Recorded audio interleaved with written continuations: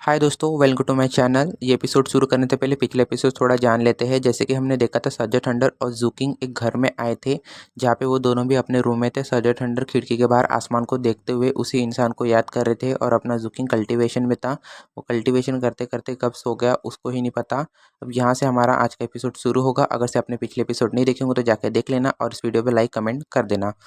तो ज़ुकिंग सोया था, उसको एक सपना आता है, जिस सपने में वो अपने घरवाले देखता है, माता-पिता और बड़ा भाई।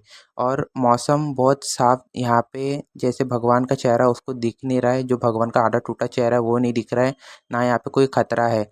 वो अपने दोस्त लोग के संग सुबह स्कूल जाता है, अपने दोस्त लोगों के संग रहता है, शाम को आता है, गरम खाना खाता है, अपने घरवालों के साथ रहता है। पर यहाँ पे वो अपने घरवालों के चेहरे ढंग से देख नहीं पाता, जैसे कोई किसी बादल के पीछे छुपे हो, उसको धुंधले चेहरे दिखते हैं।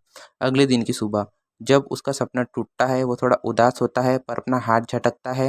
वो अपने कमरे पे है, वो उसको ध्यान से आजू-बाजू देखता है। उसका कमरा उसके लिए किसी महल से कम नहीं। वो अपने बिस्तर से उठता है, जाके हाथ-मुँह धोता है, पर वो वापस अपने हाथ और चेहरे गंदे कर लेता है, क्योंकि वो कहाँ से आया है वो भूलना नहीं चाहता और किसी और को अपनी हकीकत, अपनी असली शक्ल दिखाना नहीं चाहता। तो वो जाके आईने के सामने जब खड़ा होता है, अपना चेहरा देखता है, तो वो उसकी आँखें ठंडी है पर गंभीर भी।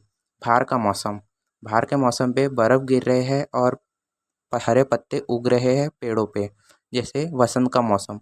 तो ज़ूकिंग सीधा अपने कमरे से निकल के ग्रैंड मास्टर बाई के टेंट के बाहर जाता है और चुपके से वहाँ पे छुप जाता है। वो वहाँ पे ज्ञान लेने जाता है, नॉलेज लेने जाता है, क्योंकि उसके लिए नॉलेज सबसे बढ़कर है। तो वो वहाँ पे छुप के उन सब की बातें सुनने लगता है, जो ग्रैंड मास्टर बाई उन लोगों को सिखाते हैं। ज़ूकिंग चुपके से टेंट के अंदर देखता है, उसे ग्रैंड मास्टर बाई दिखते हैं और दो लोग और दिखते हैं, एक लड़का और लड़की, जिससे ग्रैंड मास्टर बाई उन दोनों से सवाल जवाब कर रहे हैं। जो भी उनने पढ़ाया है उनके बारे में हमको पता चलता है। यहाँ पे इनकी परीक्षा चल रही है, टेस्ट चल रहा है। जो लड़की है वो सही सही आंसर दे रही है, पर वो घबरा भी रही है। और लड़का तो घबराहट के कारण भी सारे जवाब भूल जाता है, जिसे ग्रैंड मास्टर बाई गुस्से में उसे 10 बार किताब लिखने की सज़ा देते हैं। तब ग्रैंड मास्टर भाई बोलते हैं, लड़के तुम अंदर आ सकते हो।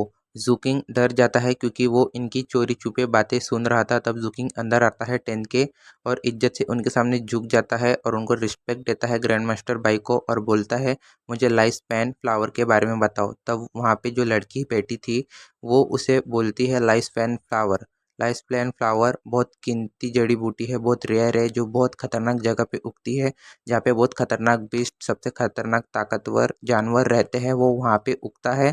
इसके फ़ायदे ये हैं, इससे शरीर का कोई भी अंग उगाया जा सकता है अगर से कटा हो तो, और ये जीवन की ऊर्जा भी बढ़ाता है, पर ये दिमाग की चोटें ठीक नहीं कर सकता। और ये जीवन को लंबा करता है और शरीर को ताकतवर बनाता है, इतना वो लड़की बताती है। तो ज़ुकिंग भी उसे शुक्रिया बोलता है और अपने पास से 5 कीमती गोली निकाल के देता है और 5 सिक्के, और वो कैसा दिखता है वो याद कर लेता है और वो अपने रूम पे आ जाता है वहाँ से निकल के। और जो अपनी उसकी बैम्बू स्लीप है, जो उसकी बाँस की पट्टी है, उसमें वो उसकी ड्राइंग बनाने लगता है, लाइफ स्पैन फ्लावर की कैसा दिखता है। लाइफ स्पैन फ्लावर की पूरी फ़ोटो बनाने के बाद, उसकी डिटेल लिखने के बाद, वो सर्जेंट थंडर के पास जाता है और बोलता है, मुझे फॉरबिडन रीजन के जंगल में जाना है, कुछ काम है। तो जो सर्जेंट थंडर है वो उसे रोकते नहीं है, उसे एक दादाजी जैसे अच्छे से उसे बताते हैं, बेटा संभल के जाना, वहाँ के खतरों से बचना, वहाँ के खतरनाक बीस्ट से बचना, और उसे एक दवा देते हैं। और फिर ज़ुकिंग वहाँ से अपना सफ़र शुरू कर देता है फॉरबिडन रीजन की तरफ। जैसे ही वो फॉरबिडन रीजन में पहुँचता है, तब वो अपना एक एक कदम बहुत संभल के रखता है, खतरनाक जानवरों से बचता है, और वो उसी जगह पहुँच जाता है जहाँ पिछली बार बहुत खतरनाक लड़ाई हुई थी, और वहाँ पे वो देखता है हड्डियाँ है। तब ज़ुकिंग को याद आता है, ज़ुकिंग के टीचर ने एक बार बताया था, सच्चा दुख वो होता है जिसे हम भुला ना सके, और सच्ची खुशी वो होती है कोई हमें भूल ना सके। ज़ुकिंग को सर्जेंट थंडर की वाली घटना याद आती है, जब वो गाने की आवाज़ आई थी और लाल जूते आए थे। तब सर्जेंट थंडर उस इंसान को अभी तक भुला ना सके। ज़ुकिंग को ये पल याद आता है और ज़ुकिंग आगे बढ़ जाता है अपने रास्ते में। उसको बहुत सारी जड़ी बूटी भी मिलती है, जो लाइफ साइन फ्लावर के समान दिखती है। वो उन्हें इकट्ठा करता है और उसे खतरनाक बीस्ट भी मिलते हैं, जिनसे वो बचता है। और रात का मौसम होने लगता है, तो ज़ुकिंग एक पेड़ के तने के अंदर घुस जाता है, जो खोखला पेड़ है उसके अंदर बैठ, वो उस पेड़ के अंदर बैठ के कल्टीवेशन करने लगता है। और वहाँ पे ठंडी बहुत ज़्यादा है, इसलिए वो कल्टीवेशन कर रहा है, जिसका उसके कल्टीवेशन का नाम है सी एंड माउंटेन इनकांडेशन। वो उस कल्टीवेशन के थ्रू अपने अंदर का जो म्यूटेशन है वो बाहर निकल रहा है और वो कल्टीवेशन के बहुत आगे स्तर तक पहुंचने वाला है। ची कंडीशन के 4th लेवल पे वो आने वाला है, हमें बताया जाता है। और वो ऐसी कल्टीवेशन कर रहा था और वो ये चीज़ याद करता है, मुझे लाइफ स्पैन फ्लावर के अलावा भी उस लड़की के चेहरे का निशान मिटाने के लिए वो 7 रंगों वाला क्रिस्टल भी उसको ढूंढना है, जो वो उस लड़की को दे सके और उस लड़की की मदद कर सके। यहाँ पे जुकिंग का सॉफ्ट हार्टेड हमें दिखता है और तभी जुकिंग को बहुत सारे चलने की आवाज़ आती है, जो एक साथ बहुत सारे लोग चल रहे हैं ऐसी। कम से कम 100 लोगों की एक साथ चलने की आवाज़ आ रही है जुकिंग को। तो जुकिंग जब अपने तने से बाहर देखता है तब उसे वहाँ कोई कुछ नहीं दिखता है। तब जुकिंग सोचता है ये हो ना हो, ये पक्के में ग्रूस है। जुकिंग सोचता है नहीं नहीं, मैं नहीं देखूंगा, ना ही मैं हिलूंगा, ना ही मैं आंखें खोलूंगा। इसलिए वो कल्टीवेशन के पोजीशन में ही रात भर वही बैठा रहता है। जब सुबह होती है तब जुकिंग आँख खोल के देखता है, जहाँ से वो बाहर निकलने वाला था, जहाँ से वो आया था उस जगह पूरी पैक हो चुकी है बर्फ़ से। तो जुकिंग क्या करता है, अपना एक पंच मारता है जिससे वो जगह टूट जाती है और जुकिंग अभी ताकतवर हो चुका है, इसलिए वो बड़े आराम से उस जगह से बाहर निकल जाता है। और जब वो बाहर निकल के देखता है तब उसे बहुत सारे लोगों की चलने की निशाने दिखते हैं पैरों के, जो इंसानों की भी दिख रही है और बहुत सारे जानवरों की भी दिख रही है। तब जुकिंग उस टेम्पल की तरफ बढ़ जाता है, मंदिर की तरफ, क्योंकि उसे वहीं पे 7 मतलब 7 रंगों वाला कलर का क्रिस्टल मिलेगा जो उस लड़की को वो दे सके। और वो रास्ते में जड़ी बूटी भी कुछ इकट्ठा करता है जो उसे लाइफ स्पैन फ्लावर जैसी दिखती है और वो उस मंदिर के अंदर जाता है। वो जब अंदर जाता है तब वो मंदिर बहुत आलीशान और बहुत भव्य है, जिसे देख के उसे पुराने समय की याद आ जाती है। जूकिंग उस मंदिर को देखता है और उस मंदिर में घूमने लगता है। वो उस 7 रंगों वाला क्रिस्टल ढूंढने लगता है उस लड़की के लिए। वो बहुत देर तक ऐसे घंटों भर पूरा मंदिर ढूंढ लेता है पर उसे वो क्रिस्टल नहीं मिलता है 7 रंगों वाला। वो उदास हो जाता है, पर लेकिन वो सोचता है क्या मैं इस मंदिर के आगे जाऊँ जहाँ बहुत घना जंगल है, जहाँ फॉरबिडन रीजन का कोर हो सकता है, मतलब बीच का पार्ट। तो जुकिंग सोचता है मुझे एक बार जाके देखना चाहिए। तो वो मंदिर के थोड़ा आगे आता है, तब उसे एक अंदर से फीलिंग आती है, भाई तू आगे मत जा, एकदम मौत का डर उसे ऐसा लगता है, बहुत खतरनाक खतरा है। और उसे ये भी फीलिंग होता है कि कोई उसे बहुत सारे लोग देख रहे हैं। तब जुकिंग सामने में देखता है बहुत सारी जेलीफिश उसी की तरफ उड़ते हुए आ रही है और उनमें से बहुत ठंडा हो रहा आ रहा है, ठंडा हो रहा आ रहा है और उसको एकदम डेथ वाली फीलिंग आती है। तब जुकिंग वापस से उस मंदिर के अंदर चला जाता है क्योंकि रात होने वाली थी। तो जुकिंग पहले सारी जगह देखता है, एक बर्तन दिखता है, वो उसके अंदर बैठ जाता है, कल्टीवेशन की पोजीशन में बैठ जाता है चुपचाप आंखें बंद करके। और जैसे ही आधी रात हुई थी तब उसे बहुत सारी चलने की आवाज़ आती है। वैसे ही जुकिंग आंखें खोलता है, वो सोचता है कल के जैसे तो नहीं। और उसे बहुत सारे जानवरों की चीखने चिल्लाने की पहले आवाज़ आ रही थी, पर अब कुछ भी आवाज़ नहीं आ रही है, सिर्फ उस कदमों की ही आवाज़ आ रही है चलने की। जब जुकिंग बाहर देखता है तब उसके मंदिर के तरफ उसी के तरफ मंदिर के तरफ में बहुत सारे लोग चल के आ रहे हैं, उसे दिखते हैं काले कलर के। तब वो जब शैडो मंदिर के बहुत पास पहुंच जाती है तब जुकिंग को डरने की जगह वो शांति से बैठ के उन्हीं को घूरते रहता है। वो सोचता है हो ना ये गुरूस है। गुरूस ऐसी आत्मा है जो लोगों को पजेस कर लेती है, वश में कर लेती है। जुकिंग ये सोचता है, इसीलिए जुकिंग ने उस रात पिछली रात आंखें नहीं खोली थी, ना ही उनकी तरफ देखा था, चुपचाप बैठा था। जुकिंग ऐसी वो लोगों को देखता है, जब वो शैडो मंदिर के अंदर कदम रखने वाली थी तभी एक सुनहरे कलर का प्रकाश चारों तरफ फैल जाता है, गोल्डन कलर की लाइट चारों तरफ बिखर जाती है और सारी जो मूर्ति थी वहाँ पे वो चमकने लगती है। और सबसे ज़्यादा एक मूर्ति सबसे ज़्यादा चमकती है, वहाँ पे जो सबसे बड़ी मूर्ति थी वो चमकने लगती है। वो मूर्ति अपनी जगह से हिलती है। जुकिंग सोचता है क्या मैं तो दिन में आया था, मैंने सारी चीज़ें चेक की थी, ये तो मूर्ति थी, पर वो हिल रही है। अपनी अपनी जगह से एक कदम आगे बढ़ाती है वो मूर्ति और एक जगह आके रुक जाती है। तभी वो मूर्ति अपने मैन से एक तलवार निकालती है और जुकिंग देखता है वो जो गुरु से एक कदम भी आगे नहीं बढ़ा पा रहा है उस एनर्जी के कारण। जब वो मूर्ति अपने माइंड से तलवार निकाल लेती है तब सिंपल से अपना हाथ ऊपर उठाती है और एक अटैक करती है। ना कोई धमाका, ना कोई शॉक वेव, सिर्फ जुकिंग देखते रह जाता है। वो जो ग्रूस था, काले कलर का शैडो था, वो पूरी पूरी तरह से ख़त्म हो जाता है। उसके अंदर एक सड़ा गला हुआ एक बूढ़ा आदमी दिखाया जाता है जो पूरी तरह से मर गया है अभी। और उसके पीछे जितने भी लोग थे सब मर मर जाते हैं सिर्फ एक अटैक में। जुकिंग पूरा हैरान, इतनी पावरफुल, वो अंदर तक हिल जाता है। उसका दिल, उसकी जो हार्ट बीट है बहुत स्पीड में धड़कने लगती है। वो देखता है कुछ इंसानी भी है, बहुत सारे जानवर भी है और वहाँ पे एक डेफ नाम का हमें बताया जाता है स्कैवेंजर है जो उसी के कैंप में रहता था, पर वो इस ग्रूस के वश में आ चुका है। तो जुकिंग देखता है वो मूर्ति वापस अपनी जगह जाके खड़ी हो जाती है। जुकिंग ऐसे ही देखते रहता है जब तक पूरा माहौल शांति हो जाता है। जब तक पूरा शांत हो जाता है वो आंखें बंद करके उसी बर्तन के अंदर बैठ के था जब सुबह होती है अगले दिन की सुबह वो उस बर्तन से बाहर निकलता है और सारी जगह चेक करने लगता है। वो उस मूर्ति को चेक करता है, सारी मूर्तियों को, सारी वो जिंदा ही नहीं थी। उसको ऐसा लगता है क्या ये सिर्फ रात के समय जिंदा होती है।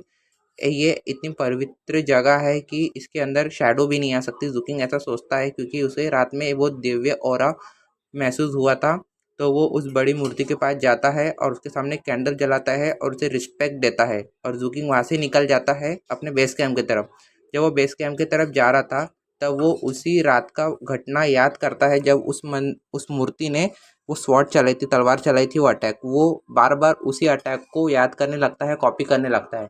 जब वो ये सब कर रहा था तब उसको यह महसूस ही नहीं था कि उसकी कल्टीवेशन बढ़ रही है। वो ची कंडीशन के 3rd लेवल से सीधा ची कंडीशन के 4th लेवल पे पहुंच जाता है सिर्फ एक टेक्निक को याद करने से। यहाँ पे जुकिंग का बहुत ज़्यादा फायदा हो चुका है। जुकिंग बेस कैंप की तरफ बढ़ रहा था तब उसे बहुत सारी 7 लीफ क्लोवर भी दिखती है, वो उसे भी इकट्ठा कर लेता है और उसे एक पौधा भी दिखता है जो लाइफ स्पैन फ्लावर जैसा दिख रहा था, वो उससे भी उठा के अपने बैग में रख लेता है और जुकिंग ऐसे ही अपने बेस कैंप की तरफ बढ़ जाता है। जब वो बेस कैंप की तरफ पहुंच जाता है शाम तक, वो अपने घर पे जाता है जहाँ पे वो देखता है बाहर पे आंगन में सर्जेंट हंटर बैठे हुए उसी के इंतज़ार में। तब वो उनके पास आता है और उन्हें सारी बात बताता है, कैसे वो वहाँ गया था लड़ाई वाली जगह और कैसे उसने रात बिताई उस झाड़ के अंदर, तने के अंदर। वो कैसे उस मंदिर पे गया था, वहाँ पे ढूंढा, वो मंदिर के आगे जाने वाला था। वो सारी बात बताती है और वो उस मूर्ति की भी घटना बताती है जो वो मूर्ति ने अटैक की थी और उसकी कल्टीवेशन कैसे बढ़ी, उसने 7 लीफ क्लोवर इकट्ठा किया, वो सारी चीज़ बताता है। तब सजय ठंडर हंसते हैं, बच्चे जाओ तुम आराम करो, मैं तुम्हारे लिए खाना बनाता हूँ। तो जुकिंग भी जाता है अपने कमरे में, आराम करते हैं, सारी चीज़ें चेक करता है। और जब सजय ठंडर खाना बना लेते हैं तब वो दोनों बैठ कर खाना खाते हैं, शराब पीते हैं। ऐसी ही रात बीत जाती है और अगले दिन की सुबह जुकिंग जूकिंग सीधा सुबह उठ के ग्रैंड मास्टर बाई के टेंट के बाहर चला जाता है, मतलब बाहर ही खड़ा रहता है और उनके सारे लेक्चर अटेंड करने लगता है क्लास। फिर आखिरी में जाने के समय तब वो ग्रैंड मास्टर बाई को फ्लावर दिखाता है और बोलता है क्या ये लाइफ स्पैन फ्लावर है। तब मास्टर बोलते हैं, जो ग्रैंड मास्टर बाई है वो बोलते हैं नहीं। फिर वो वहाँ से चला जाता है, अपने घर जाता है और उसने जो भी कुछ पढ़ा था वो याद करता है और अपने बैम्बू स्लिप में लिखता है बांस की पट्टी में। और दोपहर में खाना खाता है। फिर वहाँ से फॉरबिडन रीजन के लिए जाता है। फॉरबिडन रीजन में वो फ्लावर ढूंढने के लिए, लाइफ स्पैन फ्लावर। सजय ठंडर सोचते हैं ये बच्चा मेरे लिए इतनी मेहनत कर रहा है और मेरे लिए इतना परेशान हो रहा है, पर उनको अच्छा भी लगता है, अपनापन भी लगता है, जुकिंग को भी अच्छा लगता है क्योंकि जुकिंग के लाइफ में 6 साल के बाद इतनी खुशी आई थी, अपनापन आया था। हमें बताया गया उसका लाइफ मतलब दिनचर्या ऐसा ही था, सुबह लेक्चर अटेंड करना, क्लास अटेंड करना, दोपहर में सजय ठंड के संग टाइम स्पेंड करना, फिर फॉरबिडन रीजन में जाना, जड़ी बूटी की इकट्ठा करना। अभी जुकिंग को दर्जन भर से भी ज़्यादा जड़ी बूटी के बारे में पता चल चुका था, जहर के बारे में, कौन सी दवा कैसे बनती है। एक दिन बहुत बारिश हो रही थी तो सबको लगा कि जुकिंग नहीं आएगा, पर जुकिंग आता है और लेक्चर अटेंड करता है उसी बारिश में खड़े होकर और उसे फ्लावर दिखाता है। वो ग्रैंड मास्टर भाई को, ग्रैंड मास्टर भाई बोलते ये भी नहीं है क्योंकि जुकिंग को आने में इसलिए वक्त लग गया था क्योंकि वो फॉरबिडन रीजन से सीधा घर यहाँ पे आया है लेक्चर अटेंड करने के लिए। वो यहाँ पे ना आराम करता खुद के घर पे ना कुछ, सीधा फॉरबिडन रीजन जाता, फॉरबिडन रीजन से सीधा क्लास अटेंड करने के लिए आता। अगले दिन जब वो आने में लेट हो गया था तब सबको लगा जुकिंग आज नहीं आएगा, आज क्या हुआ है, ऐसा सब लोग सोच रहे थे। हम फिर बाद में जुकिंग आ जाता है और फ्लावर दिखाता है। वो बोलते ये भी नहीं है, ये जहरीला पौधा है क्योंकि जुकिंग के ऊपर बहुत खतरनाक बीस्ट लोग ने अटैक कर दिया था, वो उनसे बच के आया, मरते मरते बचा था। फिर अगले दिन वो अपने घर जाता है, शाम को घर जाता है और उस बैम्बू स्लिप में सब कुछ लिखता है, जो भी कुछ पढ़ा उसने। और वो सोचता है मुझे ग्रैंड मास्टर भाई को कुछ देना चाहिए, इसलिए वो अपने बैम्बू स्लिप में अपने बांस की पट्टी में सजय ठंडर और ग्रैंड मास्टर भाई का नाम लिखता है और सजय ठंडर को बताता है मैं उनको कुछ देना चाहता हूँ, वो मेरे गुरु है। इसलिए वो बहुत सारी पिल्स निकालता है, जड़ी बूटी दवा, और कुछ कॉइन्स भी देता है, सिक्के भी देता है। तब जो सजय ठंडर है वो खुश हो जाते हैं और बोलते हैं ग्रैंड मास्टर भाई को ड्रिंक पसंद है तो तुम उन्हें ये वाइन की बोतल दे देना। तो जुकिंग अपना बैग लेता है और सीधा क्लास अटेंड करने चला जाता है। ग्रैंड मास्टर भाई के टेंट के बाहर खड़ा था। तब उसे पता चलता है कि वो दोनों बच्चों की टेस्ट चल रही है, लड़का और लड़की की। तब ग्रैंड मास्टर भाई बोलते हैं नाइट कॉप्स मॉर्निंग ग्लोरी के बारे में बताओ। तो जो लड़का था चेंग फेयुआन नहीं बता पाता और जो लड़की थी टेंग्यू वो भूल जाती है। तब ग्रैंड मास्टर बाई बाहर खड़े लड़के से बोलते हैं, बाहर खड़े लड़के अब तुम बताओ। तो जो जुकिंग था वो पहले डर जाता है, थोड़ा हैरान हो जाता है। फिर वो उसके बारे में बताता है, वो दिखता कैसा है, उसका स्वाद कैसा है, उसके ज़हर के बारे में बताता है, यिंग यांग प्रॉपर्टी के बारे में बताता है, उसके फ़ायदे के बारे में बताता है। तब वो जो दोनों लड़का लड़की थे दोनों शॉक हो जाते हैं और ग्रैंड मास्टर भाई अंदर से थोड़े इम्प्रेस हो जाते हैं। तब उसे एक और सवाल पूछते हैं, ओवरडोज सिस्टम के बारे में बताओ, सिम्टम्स के बारे में बताओ उसके। तो वो उसका भी आंसर दे देता है और इस जड़ी बूटी के बारे में बताओ, तो वो उसके इफेक्ट बता देता है। और एक और चीज़ के बारे में पूछते हैं, उसका जहर का भी बता देता है। तब ग्रैंड मास्टर भाई उसे एक आखिरी और सबसे मुश्किल सवाल पूछते हैं, इसके इन 3 जड़ी बूटी को मिला के क्या बनेगा। तब जूकिंग थोड़ा सोचता है बहुत देर तक, तुरंत जवाब नहीं दे पाता। तब वो लड़का लड़की उसी को देखे जा रहे हैं, क्या ये अभी सही जवाब दे पाएगा। तो ग्रैंड मास्टर भाई भी उसी को देख रहे हैं। तो जूकिंग सोच रहा है, बहुत देर तक सोचता है, चुप रहता है। फिर उसके बाद में वो एक सवाल का जवाब देता है जो सही निकलता है उसी सवाल का। तो ग्रैंड मास्टर भाई खुश हो जाते हैं, पर वो दिखाते नहीं है, इम्प्रेस हो जाते हैं। और वो दोनों लड़के लड़कियाँ तो पहले ही शौक थे और शौक में चले जाते हैं, हैरान हो जाते हैं। हमको पता चलता है जो जूकिंग ने जवाब दिया है वो ग्रैंड मास्टर बाई का एक पील का फॉर्मूला है 70%। तब ग्रैंड मास्टर बाई जूकिंग को बोलते हैं, बच्चे मैंने तुम्हें बहुत सारे सवाल पूछ लिए, अब इनाम के तौर पे तुम जो जाए वो मेरे से पूछ सकते हो। तो जूकिंग भी पीछे नहीं हटता, वो भी एक के बाद एक सवाल पूछते लगता है।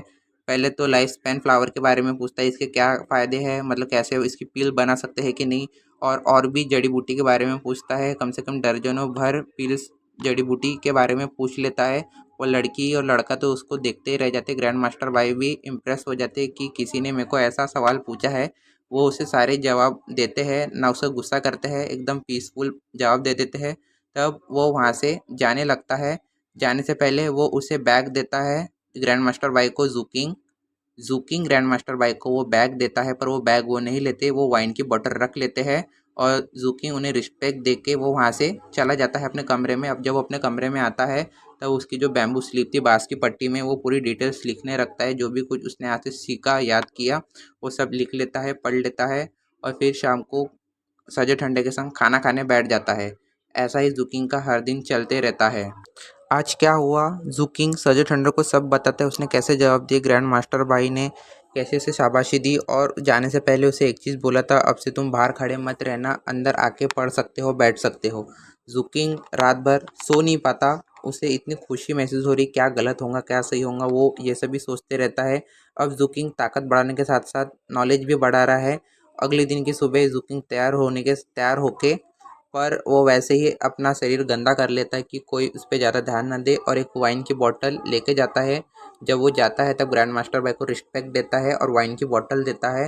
और जूकिंग वो दोनों के साथ बैठ जाता है। जूकिंग बहुत ध्यान से पढ़ता है, और वो जो लड़की है टेंग्यू, वो भी जूकिंग के बराबर में चलती है। पर जो लड़का है चेंग फेयुआन, वो उन दोनों से पीछे रहता है। वो थोड़ा गुस्सा करता है, थोड़ा जलन भी होती है उन दोनों से, पर वो भी पढ़ाई में अच्छा है और वो पढ़ते रहते हैं। वो लोग बहुत ध्यान से, जो ग्रैंड मास्टर भाई है वो तीनों को देखते सवाल जवाब करते हैं, और जूकिंग बराबर सही जवाब देता है। और वो दोनों को चिल्लाते हैं, ध्यान से पढ़ो, अच्छे से पढ़ो, और उनको सजा भी देते हैं, तुम अच्छे से लिखो। ये लोगों का ऐसे ही चलते रहता है। अब जूकिंग फॉरबिडन रीजन सिर्फ जड़ी बूटी के लिए नहीं जाता, अब वो एक्सपेरिमेंट भी करता है। मतलब जो जहर है वो जहर बनाता है। वो उसको भी मालूम है जो यांग है वो जीवन देता है, और जो इंग है वो जहर बनाता है। और जहर वाले पौधे उसे बहुत मिलते हैं, इसलिए वो जहर बनाने की कोशिश करता है। जो सांप के जहर के संग मिला के वो एक पाउडर, एक जहर बनाता है, जो कोई भी इंसान को 22 सांसों के अंदर पूरी तरह से गला देता है।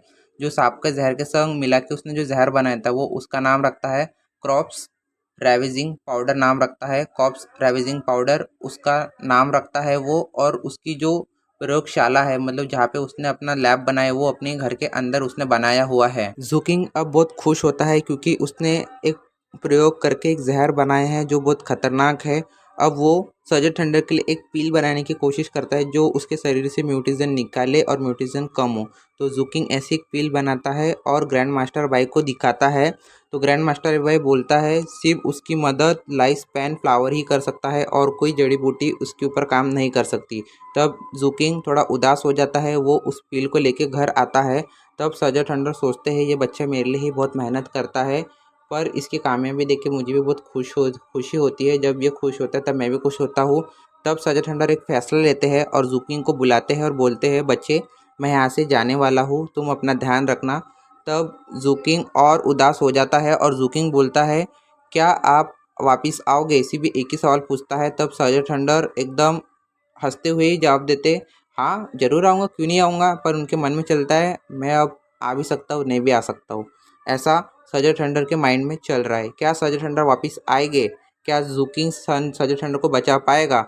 ऐसे ही जूकिंग जाने लगता है फॉरबिडन रीजन, ऐसे ही प्रयोग करते रहता है और लाइफ पेन फ्लावर भी ढूंढता है। ग्रैंड मास्टर बाई ने उसे बताया था, लाइफ स्पैन फ्लावर ऐसे ही नहीं मिलता, ऐसे ही नहीं उगता, उसके लिए किस्मत लगती है, वो किस्मत से मिलता है, ऐसे नहीं मिलता। अब जूकिंग रोज फॉरबिडन रीजन जाता है और लाइफ स्पैन फ्लावर ढूंढता है, पर उसे नहीं मिलता और वो सोचता है सर्जन थंडर भी यहाँ से जाने वाले हैं, हो ना हो वो मेरे लिए ही प्रोग्रेस के लिए जा रहे हैं, ऐसा उसे लगता है। क्या अब जूकिंग सर्जन थंडर को बचा पाएगा? क्या उसे लाइफ स्पैन फ्लावर मिल पाएगा? ये सब जानने के लिए बने रहे। मैं आपका साथी ध्रुव एक्सप्लेनर। मिलते हैं नेक्स्ट वीडियो पे। लाइक कमेंट कर देना। ओके बाय दोस्तों।